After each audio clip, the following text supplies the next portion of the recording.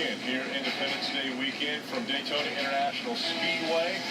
And it will be the final race for Dale Earnhardt Jr. at Daytona International Speedway. We get ready for the final practice for the Monster Energy NASCAR Cup Series. Cars beginning to roll out onto pit road and getting ready for this, the final practice, the final time that these cars can get out there and answer the question, what do we need to do after the first practice? We saw them go out in groups. We saw them go out as manufacturing groups.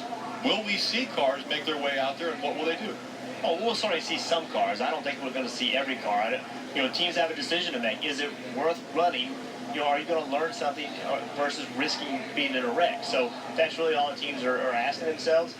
We won't know until Saturday night if that's the right decision or not, but this is something we see quite often on the restricted plate races. Yeah, Rick, I'm keeping my notes. I want to see what teams practice in this final practice because I think it's necessary. When I go back and review that first practice and how many laps everyone ran, while they did get quite a few laps on the tires, 25, even up to 30 laps for some teams, it was in smaller groups. You mentioned the manufacturers running together. Well, that's only 8 or 10 cars. Tomorrow night, even if the field gets broken up, you're looking at a 25 to 30 car field. That is going to be completely different for those cars back in row 5 and behind that. The traffic is going to make a difference. The air is going to make a difference. I think that these cars need to be on the racetrack. I agree, Jeff. There's a risk. There's always a risk. But there's a risk on Saturday night. We talk about the aggression of some of these younger drivers that we see earlier in the race. I think it's time for that aggression to show up earlier in the weekend. Get these cars on the racetrack, put them in perhaps touchy situations, and find out how they're going to handle it.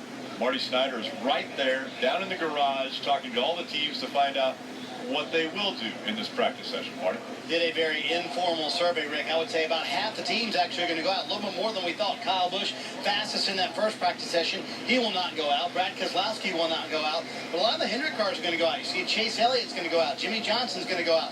Dale Earnhardt Jr., Jamie McMurray. A lot of these teams are going to go out. So I would say probably more teams than we thought will practice in this session. And one big key, all these crew chiefs were talking about, new tire when we came here to Daytona this time around. It's softer tire. It's going to wear out a little bit quicker. So a lot of these crew chiefs want to learn about that tire. And Steve, I know if you were crew chief, then I would bet your car would be out on the racetrack in this session, wouldn't it? Well, Marty, as you talked about those cars that weren't taking part, Brad Keselowski, Kyle Busch, those are cars that we normally see up front here at Daytona. It did strike me, I would be on the racetrack if I had things to learn. But, Rick, if I felt great about my race car, right, I would be in the garage, not necessarily to protect my race car, but remember, you need groups. Why should I go out there and help everybody else learn? Sure, I'm only making the group bigger. So if Brad Keselowski, he knows how to win the Daytona. If he says, you know what, Paul, this car is as good as it needs to be, then you have to believe in your veteran driver, Jeff, and don't go on the racetrack to help out these other cars. Well, that's a valid point about not creating the pack in order for other people to learn. But also, if there's not a pack, how can you learn? Right. So, it takes the entire garage to say, hey, we all need to go out there and run. You may want to go and run and be in a pack knowing that that probably just isn't going to happen. So, why go run around by yourself if there is truly nothing to learn? All you're doing is putting more wear and tear on the car. So with Joey Logano out on the track right now as a single car running out there, Fords we have seen are very strong. They've been strong over the last at least 5 restrictor plate races because Ford has won the last 5. What does Joey Logano learn out there by himself? Well, perhaps they're making a mock qualifying run. Remember, we will see Cup qualifying tomorrow.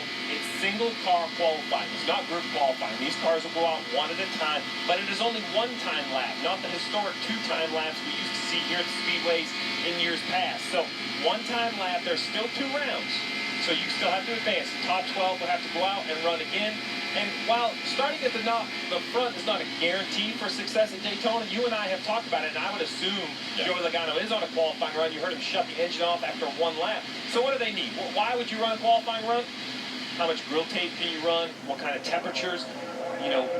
Travels. We talk about how close the car needs to get to the asphalt. That changes by yourself versus in a pack, and those are things you can't adjust even after qualifying. Yeah, Joey Logano, he's been very good on plate races. He's won 3 of the last 10 plate races in a Cup car. So Joey Logano knows what he's looking for. As you said, if the driver can say, hey, look, crew chief, I got what I want, then you have to trust that driver, especially one that's had success. One driver that hasn't had a lot of experience, especially in the Cup Series at this racetrack, is Bubba Wallace. He's standing by with Parker. That's right. You see Almirola on the door because he's filling in for the injured Eric Almirola. But you just commented on our use of the bat cam down the backstretch and said, that's pretty cool view. You know, me and my photography side, I look at those things, and I noticed that Joey had a Share a Coke cam, or had Share a Coke branding in there. So do I, so I guess I'll be sharing a Coke with Joey tonight. But yeah, looking forward to today and this whole weekend. Glad to be back in the race car. I'm driving the Smithfield Ford for Richard Petty and everybody here in the 43 car. Having a lot of fun so far.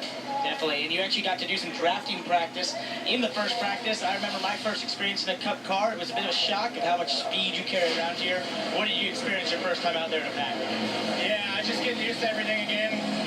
And I keep forgetting we only come to speedway races 3 times a year, Xfinity side. And so it felt like it had been an eternity since I had been back in a speedway race. But it's good to be back. I got a little bit of drafting work there. The biggest thing is I got those rookie stripes on the back, and generally you don't really want to work with a rookie. So I'm trying to get people to work with me. I think the biggest thing when we get to the race, hopefully we can just earn that respect, and hopefully I've earned the respect my last 2 races in this car. For some I haven't probably, but it's all part of it, just trying to learn it. The draft is a little bit different than an Xfinity car. The side draft I don't feel like it's much impactful as it is an Xfinity.